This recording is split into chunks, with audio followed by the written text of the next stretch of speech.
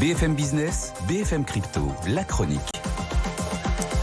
Bon, on est sur un marché évidemment compliqué sur les cryptos depuis plusieurs semaines, un peu léthargique, peut-être un petit frémissement ce matin ? Oui, parce qu'à force d'enfoncer les supports, le Bitcoin se mettait vraiment en danger, notamment du côté des 15 000 $. Hier, là, on remonte un petit peu, 16 500. Et l'Ether aussi, là, la menace, c'était une chute directe vers les 1 000 $ et en dessous. Là, on se remet un petit peu en bon ordre. Bon, on essaie de voir où on va. Est-ce qu'il y a des supports ? Est-ce qu'il y a maintenant des plafonds de verre pour le Bitcoin ? On voit mal comment il pourrait aller au-dessus de 20 000 $ en ce moment. Il y a des considérations assez techniques maintenant derrière ces projections.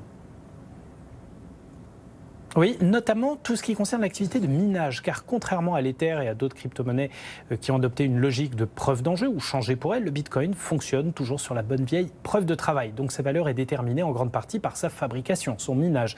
Et là, on entre dans une phase vraiment compliquée qui explique en grande partie cette pression.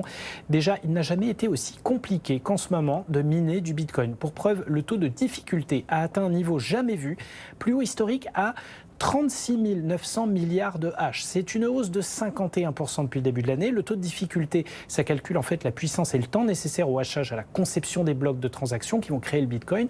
Eh bien, record historique, une activité donc toujours plus difficile.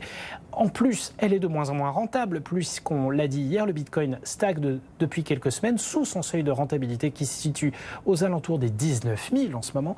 Donc une crypto plus en plus difficile à miner et de moins en moins rentable, avec une spirale baissière qui s'enclenche puisque les mineurs sont obligés de vendre plus de Bitcoin pour compenser la baisse de leurs bénéfices. Il ne faut pas s'étonner de voir les cours totalement capés en ce moment.